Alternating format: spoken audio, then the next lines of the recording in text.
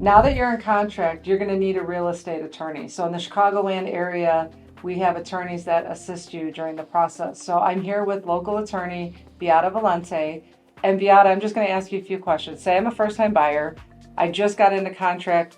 What do I do? Do I send you the contract? And then what are the next steps? If you can walk us through that. Okay, so the first step is making sure my office receives a contract, and that I can monitor all the dates. I can check to make sure that everything that was supposed to be executed in the contract is executed. But most importantly, I can give you deadlines for inspection, for me to review, for you to cancel the contract. If you have a mortgage, what's your deadline for the mortgage contingency? So as an attorney, I have to make sure I calendar everything, because if we miss any of the deadlines or forget to send an extension, the deposit you make when you sign the contract can be at risk if we don't close or something happens not timely. So the dates she's talking about is that you have an inspection period, which is typically 5 days, but a lot of times you might end up doing more inspections, like for a roof or a sewer scope. So she'll have to extend that date.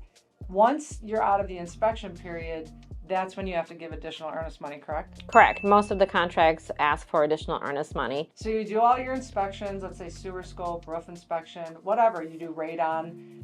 Then if everything looks good, the attorney and you discuss that you get out of the inspection period. Right then, when she says dates, we're talking about the next dates that are coming up would be your mortgage financing contingency. That's when, the lender has to give you your mortgage commitment, and then you'll have a closing date. So those are the dates when she says she's monitoring. You have an inspection date, a financing date, and a closing date.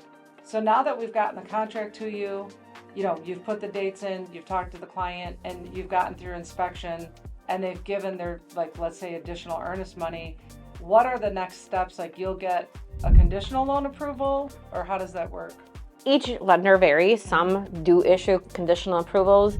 I try to make sure that at least they advise me if they ordered appraisal, when they ordered appraisal, and if there's anything specific they need, or if they even have trouble contacting the seller side, so that way I can push things through and make sure everything is timely. Right. So that's a little bit about what the role of the attorney is. We're going to get into more detail in our next video.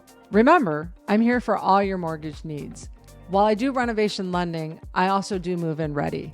So if you're unsure whether you want to get a fixer-upper or a move-in ready, I can handle both. So please subscribe to my YouTube channel for more news, market updates, and opportunities to save money.